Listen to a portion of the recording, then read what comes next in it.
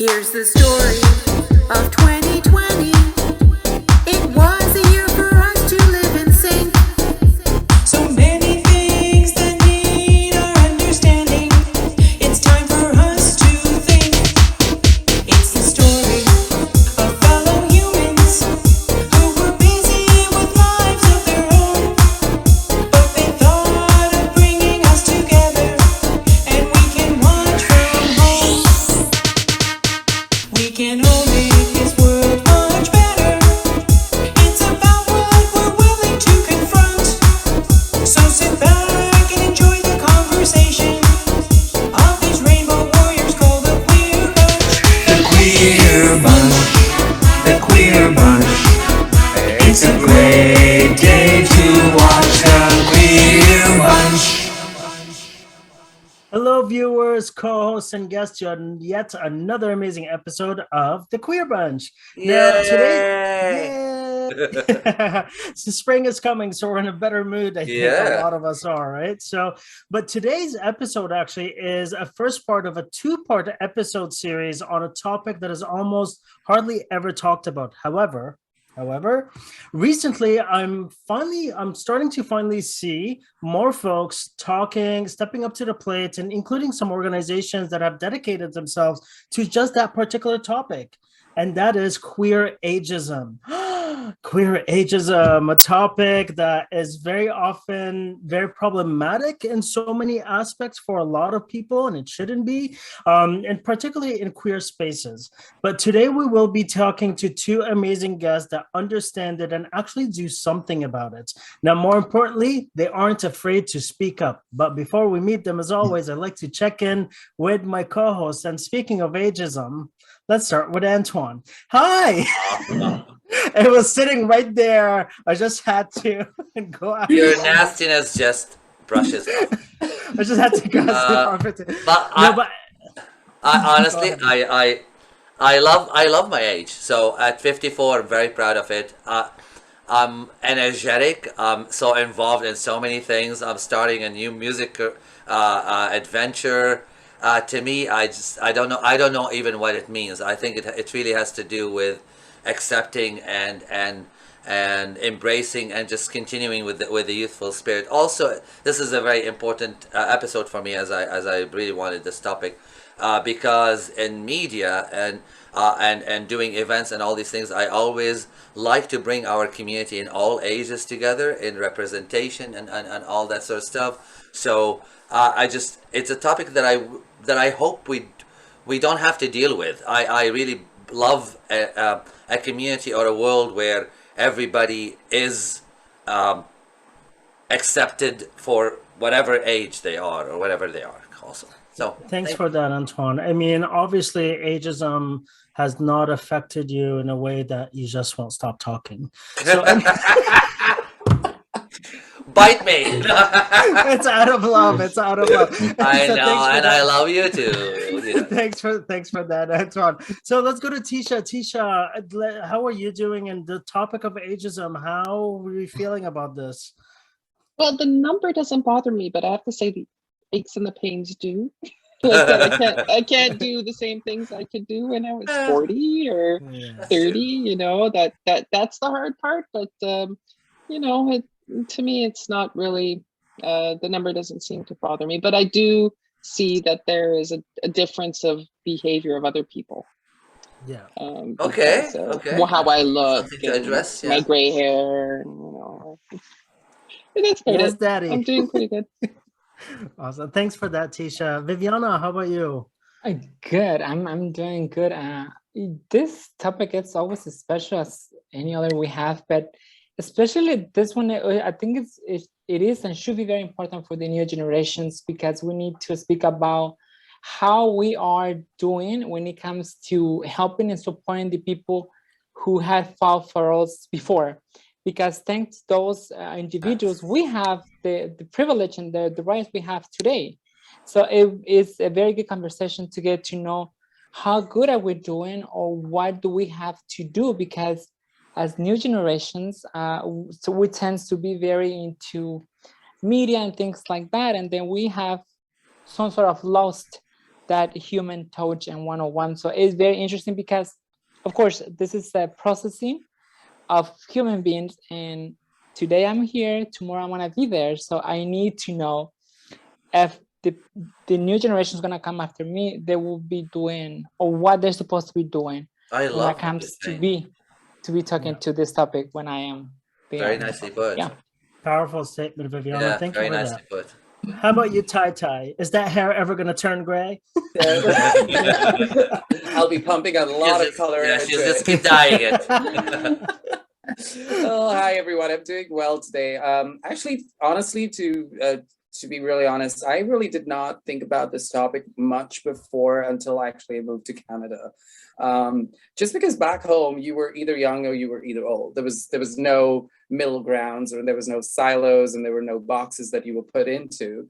But I think coming here, like I moved here like a couple of years ago, 4 years ago. I was like 37 at that time, and I realized that the moment I moved here and I started having conversations with people, immediately I started getting called daddy, and I was like quite taken aback. I was very confused. Like, am I already in that category? Do I look the part? Do I play the part? I definitely don't have the money to play the part. I was so super confused. But I think that's part of the aging process. I mean, I've never hidden my age, and I'm proud of being 41 today, and I do think I look fabulous for 41. But those honestly, genetics, honey, those genetics.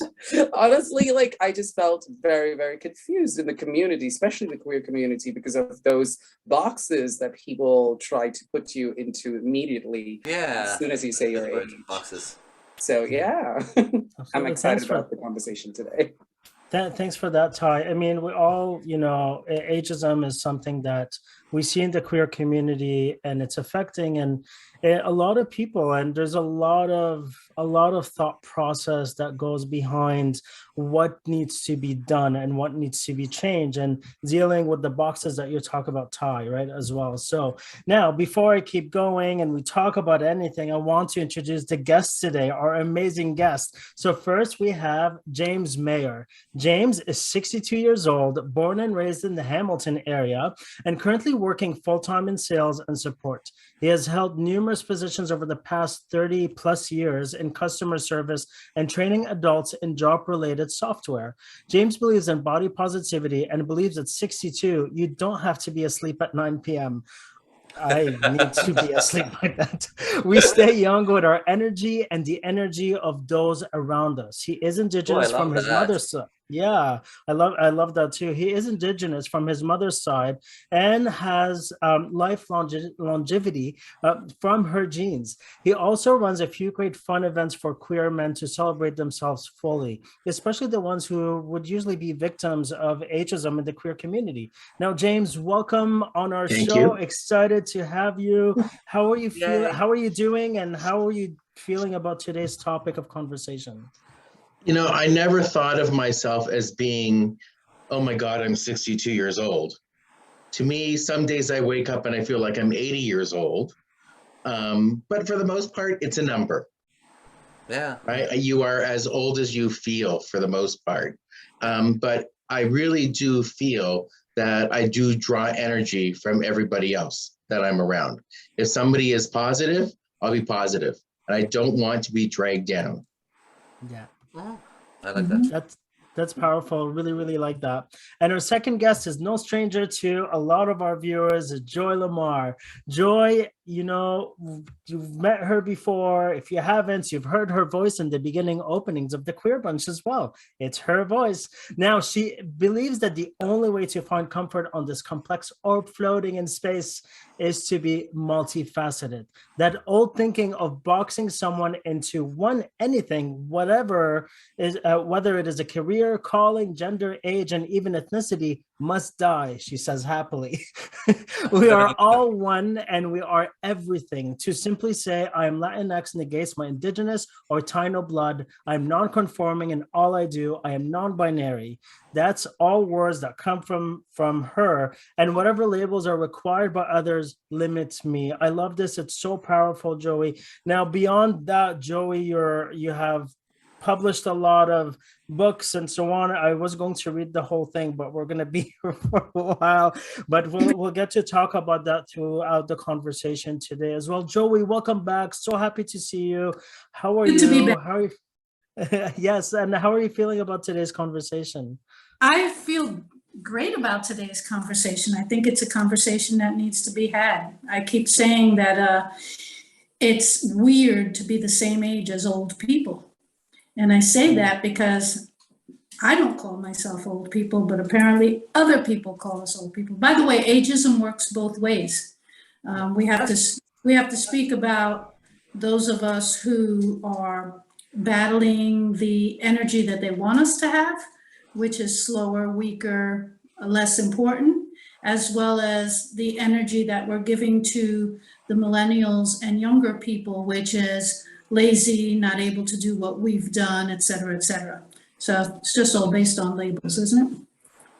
I love that. Yeah, and you're absolutely right. I mean, we're so excited to have you both on the show today. I was gonna say, like at the beginning coming out in the community, I loved, like, just following up with Joey. I loved the interactions. I thought in our spaces there was a lot more interactions between the youth and the older and the younger. We learned from one another. I gravitated to those spaces where everybody was represented because there's a lot more to share. There's a beautiful sharing if we actually open the generations to talking to each other rather than just putting each other down for their energies, kind of thing.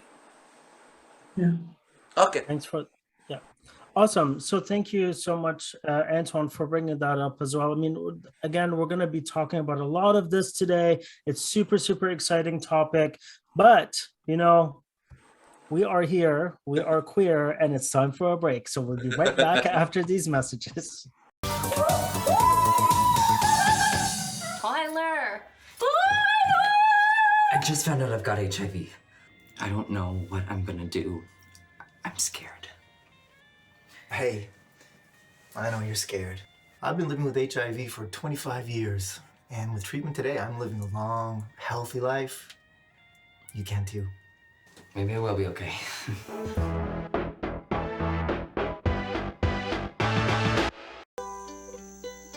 I love my lips. My beautiful lips. I love my eyes. My beautiful eyes. I respect nature. I love all living things. Beauty is kind. I am beautiful. Love the earth. Love your life. Live life healthy. Welcome back, folks. Now, today's topic again is about queer ageism in queer spaces. Now, let's get this conversation rolling, starting with Ticha. T. Tell us what the T is, T. I'll give you the T. Well, I want to ask, we know that aging and ageism in the queer community has a stigma attached to it, and often older queers are pushed aside, ignored, not respected in the queer community. What do you think we can do to change this? This question's for both of you. And for Joie, have you thought about writing a novel with an older queer hero, and what that hero would be like? Put her on the spot. I love that. Impromptu. James, Joe, do you want to answer first? Because that is a long question. It is a long. I don't know. I think you just need to not allow yourself to be pushed aside is a big part of it. Especially if you are out with friends and you're enjoying yourself. I mean, a lot of friends are like, what do you mean you go out at 10 o'clock at night? It's like, yeah, I have a little disco nap, and then I'm up, and then we get ready and we head out of Hamilton if we're going to Toronto at 8 o'clock. We arrive in Toronto, we have a good night, we leave at 1, 2 o'clock, whatever it happens to be, and we're home. I mean, we do not have to be asleep, like I said, at 9 o'clock at night. Yeah. I can't do that every night of the week, but by all means, going out and being represented at the age group at different events, other people kind of look at you. It's like, oh, what are you doing up? And you're not falling asleep. I think just to be out there at this age is a big part of what we can do. Representation, being out, representing. Cool. I like and that. you know, yeah, and you I know, James, agree. I mean, I agree. I think we need to represent our energy. You know, if I'm going to be scientific and go back to my engineering years, time is really a construct. And so our age has no value. There's no scientific basis for our age. Yeah. We are all energy. That's been proven by quantum physics. And so we should represent our energy. And my energy is not congruent with my age, you know, according to the age I've been given. It never has been. So I think when we go out there and we represent ourselves as more vibrant and full of energy, and then we talk about it in shows like this. And for the people whose energy is slowing down, you know, I always No, you're not. Antoine. No. But for people whose energy is slowing down, it's supposed to, right? Like you go at a certain pace. And it's okay to cruise. You accept it. It's okay. Yeah, exactly. Yeah. Yeah, I can't dance for 16 hours like we used to do at a rave, but that's okay because I'm doing other things. I always said I'm old when I have no energy. As long as the age that you're given, 54, has nothing. It's just a number given to us. But you can still dance 16 hours. I can still dance 16 hours, by the way, but it takes me 2 weeks. Well, okay, we'll go out. Recover. That's all. Like, I mean, this is I mean, I love that you said, you know, it's part of getting older to slow down. In that case, I'm gonna go to bed right now. Thank you. So bye. You know, but again, going back to what James was saying, what's really powerful about that statement is, at the end of the day, confidence is so sexy, right? So there's somewhere along the way, standing there and being able to show that energy is very attractive, and it will change the narrative of how people perceive ageism or the older generation and so on. So I really love that. I really love that a lot. What about the book, Joie? You didn't answer that part. I was just going to answer Ticha. I will definitely put it in my journal of books. For sure. Yeah, and how would that look like? All older people are heroes. They really are. We've been through a lot and survived. We've led the way. We're better in bed. I mean, I don't even know. you had to put that in, didn't you? But honestly, yes, there's the element of survival in our community. When we were 20 years old, I was saying earlier, we didn't even think we're gonna live to 50 or 60. It was just the party and the clubs or whatever. You just didn't think about aging, but then it happens, and so. Yeah. Well, Antoine, I mean, that brings us to you, what you wanted to talk about. So go for it. Yeah, well, it's kind of similar along the same line of the discussion, but maybe more about relationship and love and what have you. I was going to bring up a couple of examples of things that always reminded me of ageism in our community. I was at the Black Eagle. I'm going to say the place. Love the Black Eagle. Back really long time ago. I was maybe early 20s, what have you. No, actually, I don't know if the Black Eagle was around at that time. But whenever. It was. So I was there and with a group of friends, and a friend of ours who's, muscle, buff, gym bunny, whatever, was walking around and came back and was like, ew, this older guy was hitting on me, ew. And the whole group just turned actually and said, you know what, that's very foolish, because one day you're gonna wish that somebody looked at you.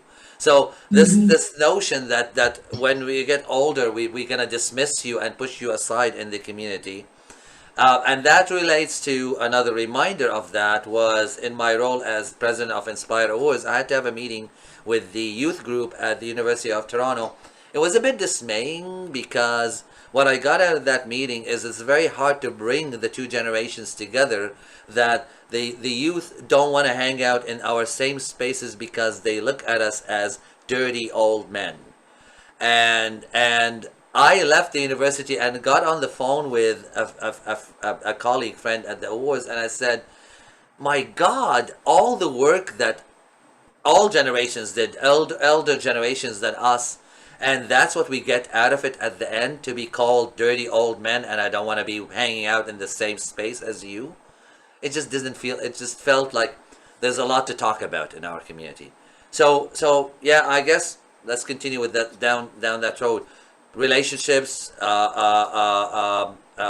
romance, etc.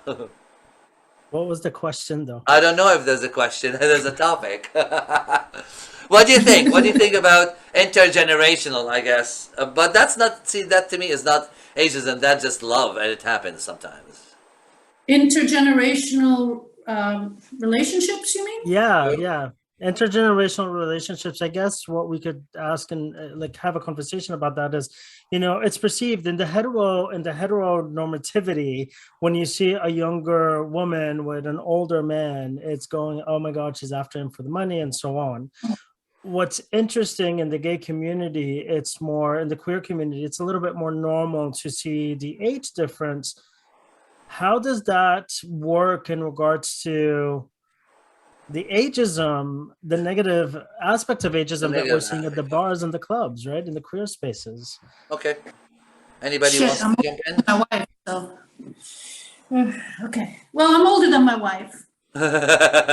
Okay. By 7 years. So I mean, I don't know. I don't know if that's enough of a gap to make it. That's not a gap whatsoever, no. To me, a gap is maybe 10, 15 years, 20 years, maybe. That's a bigger gap. Yeah. I don't know. I don't see it as it's more of, I think, the norm in the gay men's community, I think, than interesting. That's interesting. Women, is that the case? Really? Okay. But I mean, looking at it from the outside in, I don't see anything wrong with it. For me, it's your energy and what makes you happy. And who the hell are we to, here we are fighting for our rights to love who we want to love. And then within our community, we're telling you who to love. We're judging. Right? Like, that's what cool. are we doing? I like that. I fell in love with somebody 22 years older than me when I was 27 years old. And I thought the experience and the confidence was really sexy. Yeah, I used to love. Absolutely, yeah. I mean, my partner is 63, I'm 38, and we're so happy together because our energies is... There we go, the word again, energies. That's energy. It's all about energy. Yeah. I mean, it's interesting. How about you, James? James, any thoughts? Well, I'm single.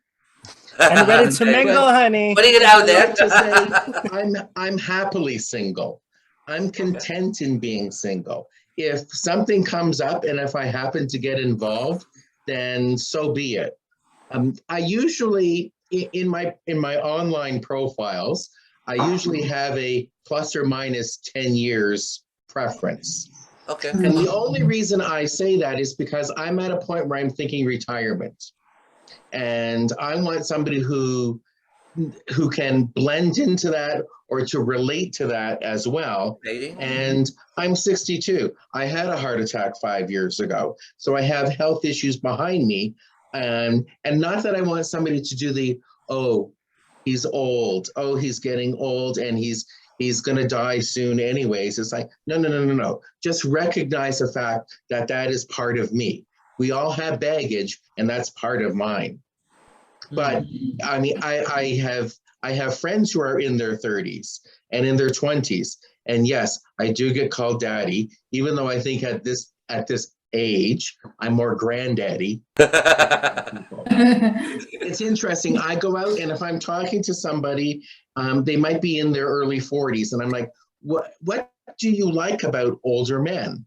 And a lot of them are like, because they're experienced. They're not only experienced in love, but they're experienced in life. And they can teach us through their experiences that which at 40 we don't know, or perhaps guide us in a way that we don't know exists. Yeah, I mean, I would challenge that in so many ways. And the reason being is because I've been with various groups of men of different ages. A lot. A lot. Like I'm not gonna lie. I've A lot. a thousand men, and I'm very sex positive about it. But I'm kidding. when it came to dating, a lot of the older men that I've dated in the past, I thought their experience, but as a person of color dating an older white man, they're not experienced. They've lived in comfort and their privilege very often. So their experience of me thinking their experience, they have all this life behind them. And some of them have never even left their province. That wasn't your So, experience. meanwhile, I've traveled the world, I've been kicked out of the house and so on. So again, it goes back to the energies for me when it comes to that differentiation on so many levels, right? So, that back and forth can be definitely two-way. Yeah. I mean, I'm not saying you can't learn from somebody younger. Yeah. By any means. It's just that I think there's that comfort level, perhaps. Yes. With somebody who is more in an area. And then, you never know. You could end up with somebody there's a 20 years age difference. Are you going to say no just because there's a 20-year age difference? No, because it's who you love. If there was a fit, there was a fit. Mm-hmm. Yeah. Exactly. Also, And we that's- shouldn't. Sorry, go ahead, Joey. We shouldn't confuse age with maturity. God, yeah, absolutely. I know people my age who are not as mature as 20-year-olds that I know. Exactly. Yeah. Yeah, absolutely. And that's actually a great segue into Thai, not into Thai, but with Thai. Segue into Thai. Shut down. It's shut down. Into Daddy Thai. Daddy Thai. So yeah, I think my question stems from what I said in the opening, because this topic is quite interesting. Like, I come from a culture, I come from India, where, and just like a lot of cultures, we were constantly told to respect our elders. There's right? a lot of respect for elders. Yeah, like, and everything, I mean, everything that we do, it's always like, go to your elders and ask them what to do. A lot of times back home, your elders will dictate everything from which school you go to which college, to who you marry, to where you settle down, to what kind of career path you take. So we come from that kind of a background, and that has, over here, I feel that has impacted many of the younger generations when it comes to the aging queer population. I mean, it's a confusion between that same daddy and boy dynamic, and I think to a large extent it kind of is fetishizing, the concept of the whole daddy concept. So I mean, when a person reaches a certain age, they do not qualify to be a daddy, and then they're rejected. And this is where I spoke about the boxes, right? Because it's all about that age. So when they reach a certain age, they're not a daddy, they get rejected. Or when a boy is getting older, now he's in the daddy phase, which is like just catching someone off guard. So my question is, because this can get very, very confusing as to where one fits in, what kind of mental health impact do you think this can have in the long run? On the curriculum. Well, I definitely think it already has had that impact, because ageism is a patriarchal construct based on so many things. Capitalism, right? If you're older, you need more creams, you need more this. It's a trillion-dollar industry. We see people deforming themselves now to look younger. I think our mental health has been greatly impacted by it, and we don't even know it. And then we have cultural effects on it, as you just spoke of, and we have the same thing in the Puerto Rican community, and I know in the Asian community as well. So I mean, I don't know that we can undo it until we become a world that does not chew on labels. Labels were, as Kero read what I said in the beginning, labels were designed to oppress and control. And so age is no different. If we box old people where we can move them off and bring younger people in to bring up the GDP, I mean, it's so systemic, like racism. It would take 3 or 4 or 5 more shows to really discuss it. But it's already there. It's deep, and we all struggle with it, right? We have to catch ourselves to realize. Yeah. We just have to observe it and know that it exists and work with it, I guess. Right, shrug it off. Yeah. Shrug it off. We have to do that. I think the whole term daddy, I think that's a frame of mind as well. Do you feel like that? Or not? I mean, I remember years ago, I went out and I was buying tickets to go to a dance. And I said to the guy in the store, am I too old to be doing this? And he said, embrace your daddyism. And I never thought about it at the time. And then I'm thinking about it as I'm driving home and I'm like, okay, what does that really mean? But like, it's okay. I'm gray. I get it. But I didn't have an issue with that. But it's interesting that there's that daddy term in the male queer world. But is there a mama term? No, I don't think so. Is there? Well, drag mama, maybe. We have daddies too in our world. We have daddies. Okay. Yeah. I did not know that. Game? It's I mean, hot. Joey, I call you daddy once in a while, but don't It's come hot. at him. Daddy is hot. Yeah. I Yeah. embrace my daddyism. Oh, yeah, it's hot. It's hot in my house too. And I've never love heard being that a daddy. before. So I think, I mean, just the fact that I've learned something like that, these discussions need to occur more. Yeah, I like this. Absolutely. I was thinking the same, James. Mm-hmm. So I didn't know that, and now knowing that, it's just, you know what? In a playful way where you are able to embrace it, it's a beautiful thing, maybe. Yeah. Absolutely. I mean, I think it comes to a point where if this becomes the all-consuming definition of your relationship, or is it an energy role play mindset that you have that just like it accentuates the love that you have for each other, the sexual lives that you have for each other, sexual expressions and so on. I think that's what makes it beautiful and less fetishizing. But I think to add to what Ty's question, I think for me is being Middle Easterner, we're told to respect our elders, including the abusive ones, right? And the whole concept, I had to undo that, because even within the aging queer community, there are some of them who are abusive. And unfortunately, those are the ones that stand out the most, that are creating that stereotype that, these older men are gross, nasty, and so on, because there's no boundaries or anything like that, right? So, and this is where it needs to kind of be broken apart, dismantled, and reset, right? So it's not just keep picking at the scab. It's pretty much just like really, really dig from the foundation and just let everything rebuild it. I think for me, this is how I feel about that. But yeah, so Viviana, I just been listening because I had me thinking a lot. First of all, because when I was a few years younger, I was very too much into people with different age. My first boyfriend was actually 21 years older than I, and actually I had to wait until I have my first sex experience with him because I was underage. Okay. But what I was looking into that it was wisdom. It was about having the right person to do it right. Yeah. I don't know. I was looking for that guidance to make me feel comfortable knowing, because I was actually on my transition at a time, and it has to do with my question. It was, how can I have a good experience to remember, to be that special one? Because when you transition, that's what you're looking for, to have that special memory to keep treasure.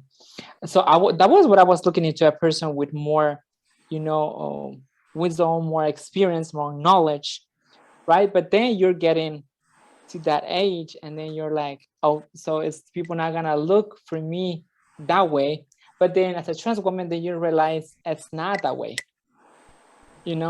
As a trans individuals, things change completely. They change. Yeah, and it goes, and I want to acknowledge, because my question and my topic was actually brought from Kero, and I feel so grateful that I see a cis gay man bringing this up and acknowledging that when it comes to this topic, the trans community is not always mentioned. And if you can see, that's the time that you stop seeing trans girls. And the question goes like that, because many of people who start transitioning, like myself, I started at a very young age, so I might be lucky to age as a trans woman, but it happens that other trans individuals do not have the same luck, chance, or opportunity to transition. And then now they have to think about, oh my God, I'm aging now. It is the right time to do it. What people's gonna say, how they're gonna see it, is gonna see as a desperate, am I gonna still have luck finding a partner? How my own community is gonna see, am I gonna have a safe place to be hanging around and not be discriminate because of my processing, right? So then it goes back, I guess now the question will be, with all this said, like, what have you seen in your experiencing about trans folks aging and or transitioning?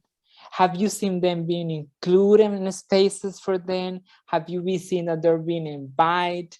Or what is the role that the trans community play when they're aging in the queer community? Like, what can we do or have, or we should be doing to have, to be a community as a whole? Because when it comes to March and LGBT Pride, if you're young, you're everywhere. But when you're aging, where do you go? Right. I don't know if any of us wants to answer that first. I've had the thing, I guess, being from New York and coming out and coming up out of New York, of seeing many beautiful trans women and men age gracefully and be respected in the LGBTQ community and live very prominent lives. But I know that as the planet ages, we've somehow become less accepting, not us in particular, but the rest of the world out there. And so I think that that's something that our community needs to strongly stand behind and support, because it's difficult enough in many, at least the United States and parts of the world, to be a transgender human being. And it's going to get worse as they age. So we have to support strongly. But I have seen, funny enough, I feel like we're going backwards, because I was young when, older transgender women in New York were so revered and so looked up to and so well taken care of and protected. And I feel like we've gone backwards with that. So we need to bring that to light as a community, for sure. For sure, Viviana. My experience though has been like, I know a lot of coupled trans women and men in great relationships, and they're aging, and what I've seen has been positive for me, but I know that out there the world is harsh for that. Yes. James? I just think that aging is hard on all of us. I mean, that other year, I guess in some ways I'm sympathetic, if I can't think of a better term, to the trans people out there, because aging as a man is difficult. Aging as a trans man or a trans woman, I can only imagine the extra that takes. Yeah. I mean, it's not easy. I mean, one of the things that I pride myself with Middle Easternites, honestly, is the diversity of people that come attend my event. I made it a priority, even though it's at the Eagle, I made it a priority that the event is very inclusive of trans folks, in particular, trans women. And it's been absolutely incredible to see when you step up and you make sure that you push that this is an all-welcoming space with zero tolerance for transphobia. It became a safe space for a lot of them to feel welcome in a space where They're not going to be judged for being trans or for their age as well, and being trans and or non-binary or gender non-conforming, and including gay men and women as well, you know, coming in of all different age groups and just having a great time. I think it's about really stepping up, and the more you force it and say, this is the kind of space I'm building and this is how it's going to be.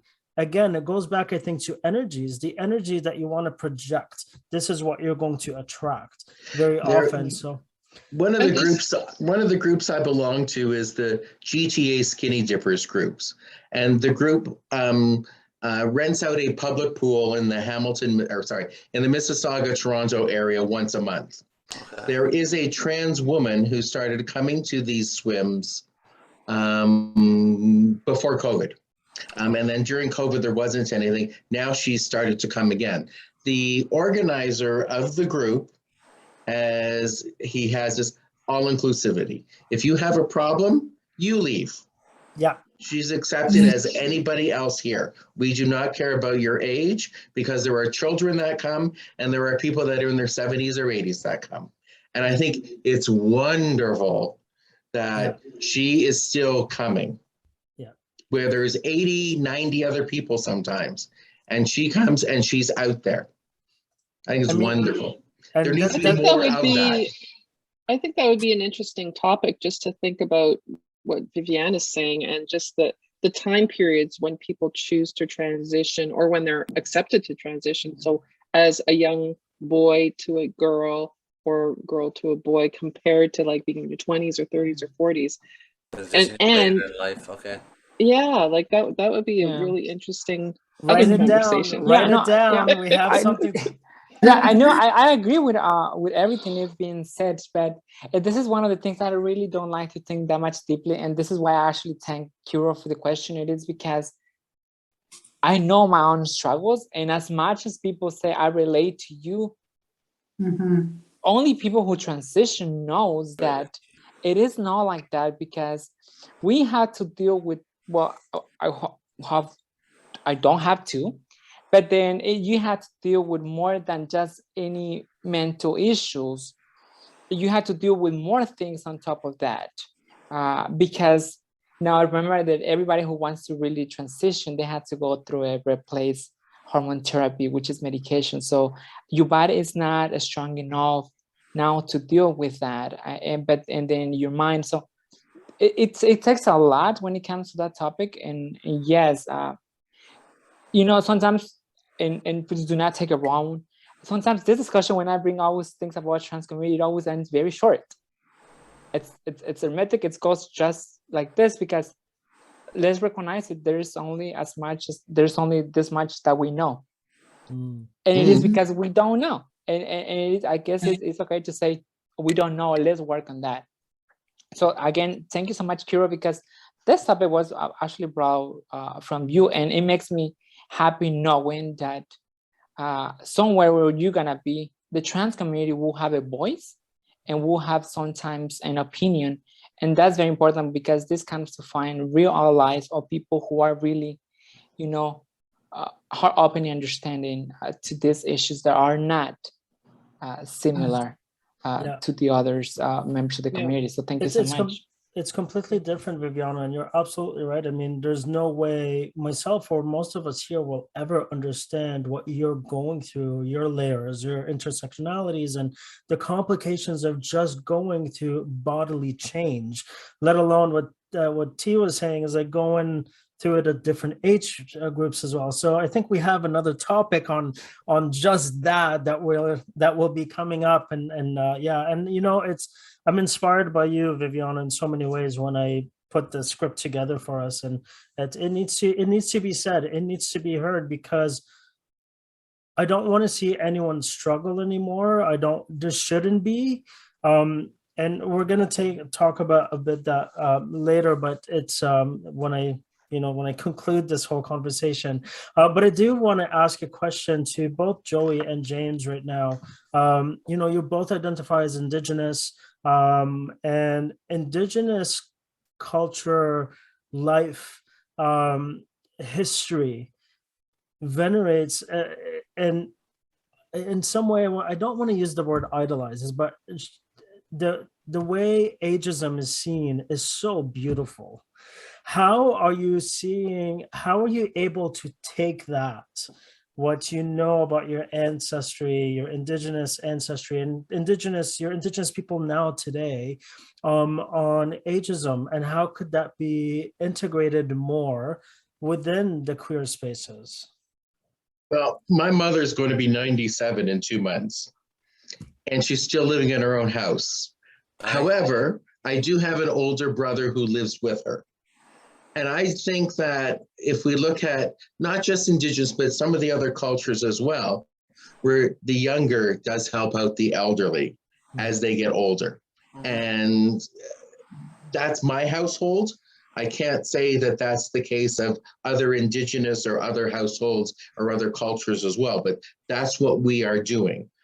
I was actually talking about this the other day with my brother, and he said, but remember, we have an aunt who wanted no part of being known as being indigenous. So we have a broken link in us trying to trace back that side of the family. So it's like, whether she felt she was going to be discriminated against, she's passed on, so we don't really know, but we do know that in the other aunts and my mother's side of the family, they've done the same. Their children have done the same thing.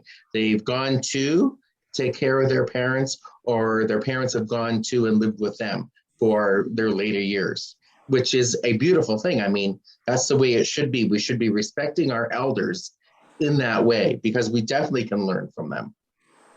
Yeah, I really love that. And I think, a lot of queer folks, we have chosen family. Absolutely. Chosen family come different ages and so on along the years that you grow. And some of them, you learn that you will need to be there for them and so on, and vice versa. And I think that's a beautiful concept. And I mean, me being indigenous to my own country, Egypt, to the pharaohs, we have a way that we took elder people were the wise folks. They were spiritual, and they were able to see the world in ways that we can't even imagine, and hence the pyramids, and hence the incredible monuments and rich history of Egypt. And I can't stop thinking about how, if we continue to live in that mindset of really looking out after each other and respecting and loving and caring for each other's growth and wisdom, we could do endless amount of things and overcome so much. Joie, how about you? I think much of the same that you just mentioned, Kero. We've been taught our memories, we call them, since we were very young. Our Taino culture, our memories, even our language, we've been taught, and we actually document that and keep it and teach it on to the younger generation. And it is we're unique as Puerto Ricans. We celebrate and embrace our three cultures: the Taino, indigenous of the island, the slaves that are part of all of us that were brought to the island, and even the oppressors, the Spanish oppressors. That's just who we are. Some of us have more than the other, but neither is not considered in our memories and our makeup. For me, I just happen to be more Taino than any of the others. So, and my mom was, her mother was, or her father was 100% Taino. So I'm closer to the culture. And she's always, I've shared this on Facebook. One of the first gifts my mother gave me at the age of 9 was the tools to make fire, traditional Taino tools to make fire. I still have them. And she's always done that. She's always just kept that in our face, as we say in New York, because she's very proud about it, and we've continued it. So we keep it going. We had two-spirited people in our family as well for generations, and those people are embraced and part of the family tree. It's all encompassing. Yeah, that's amazing. And it's incredible. Our histories, a lot of us the way we look at the elderly for wisdom is it's powerful in some way and lost in so many ways too, I feel. Co-host, how are you feeling about How do we bring it into the community? That's in my head. I think more conversations like this, more opportunities for us to be together. So, G. Yeah, I just something that's interesting that came, but while you both were speaking, is the idea of taking care of your parents, right? So I'm taking care of my mom too. She's 97 and she had 8 children, and I don't have any children. So get emotional here. Is who's going to take care of me, right? Me. Oh, well, that is a topic that we're addressing next time, because we wanted to talk about the ageism, right, Kira?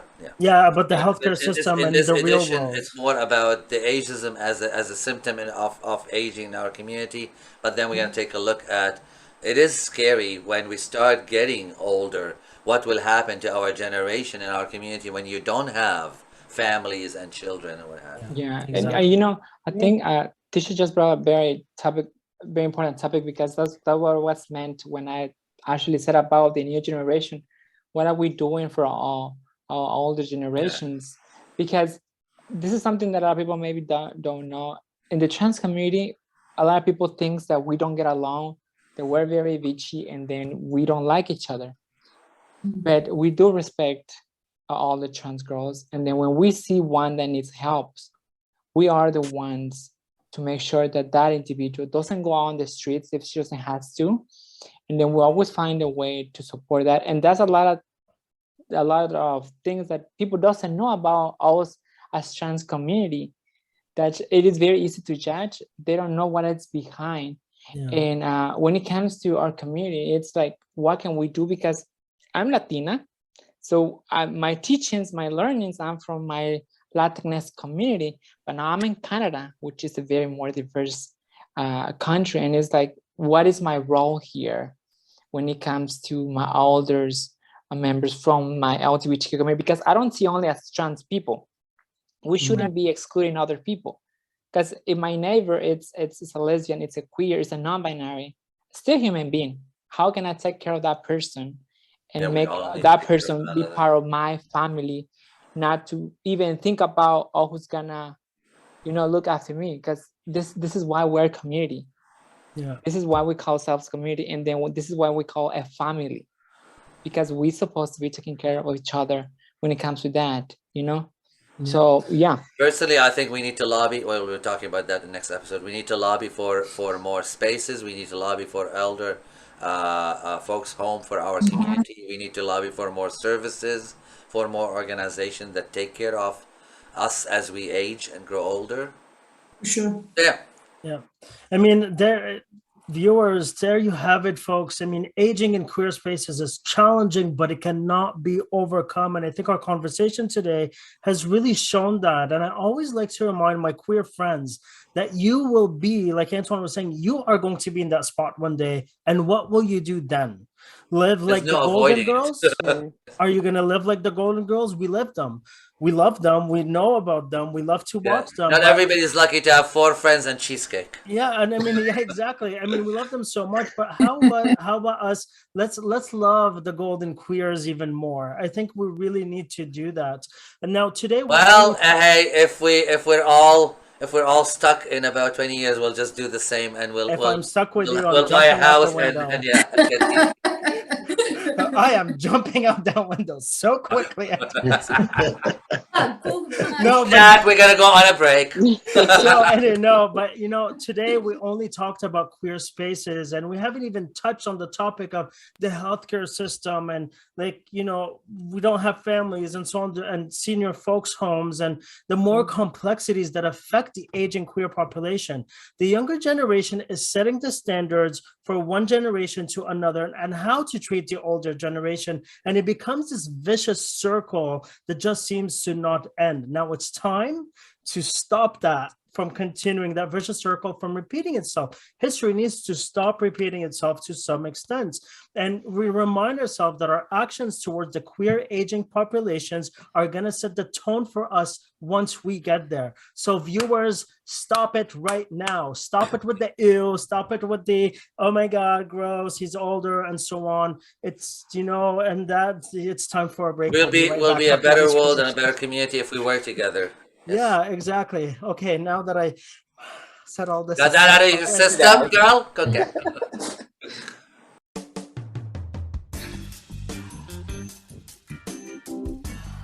I'm scheduling my post-quarantine hookup itinerary.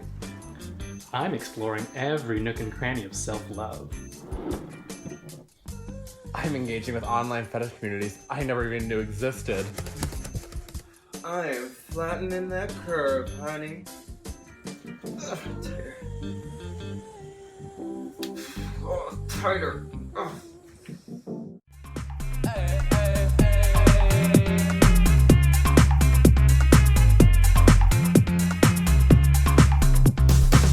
I'm your kid, I'm your star.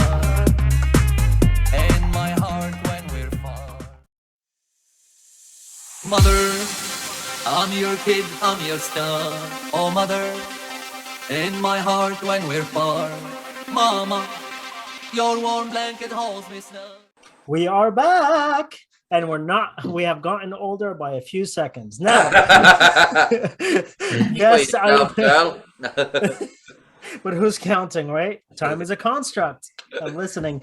So, guests, I want to thank you both so much for an incredibly powerful conversation and insights on expertise on life experiences and ageism and so many other things. Now, we are in the segment of that I call Words of Wisdom from our guests. So, what advice would you give our viewers to think about ageism and how to think about it? James or Joey? That's what he meant. Go ahead, James. I would say embrace the person that you are. None of us are perfect, but embrace yourself for who you are and do not worry so much about what other people think. We tend to put too many boxes and labels on us as a person and what society thinks we should be as well. Forget about that and live the person that you really are.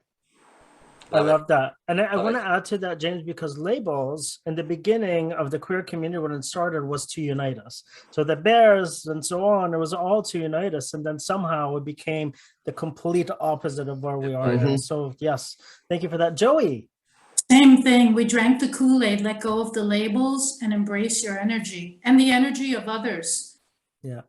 Yeah, exactly. Kool-Aid is a brand. It's a label. No. Can we send them this video for a sponsorship deal?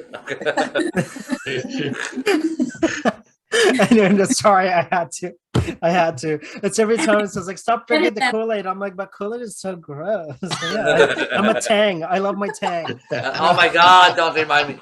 I used to sneak in the kitchen when I was a child, and I would open the tub of Tang and eat it with a spoon. And Mom would follow me with the ship, the slippers. Yeah, and I used to say, I'm gonna become so rich that I'm gonna eat Tang for breakfast, Tang for lunch, and Tang for dinner. I used to put it on my cereal with the milk. Yeah, a friend of mine just came from Dubai, and they were like, "What do you want from Dubai?" And I was like, 2 big boxes of Tang, and that's all. There you go. Yes. Did you get them? I'm coming over. Yes. Yeah. Tang and Michelada nights. Tang and enchilada. So I want to thank you again, guests, co-hosts. You've been so wonderful. Always happy to see you. We're so excited about our next episode, viewers. It's going to be continuing to talk about this very important topic that affects our community. Now, this comes to the point where we say good night. Now, we want to, our episode is coming to an end, unfortunately. But till then, the time is here to say goodbye to our viewers. And we could catch this episode online on Facebook, on the YouTube pages, just by looking up The Queer Bunch, and details can be found in the description. Until then, Keep safe, stay diligent, and most importantly, keep being resilient from our queer family to yours back home. Goodbye. Thank you. Great power.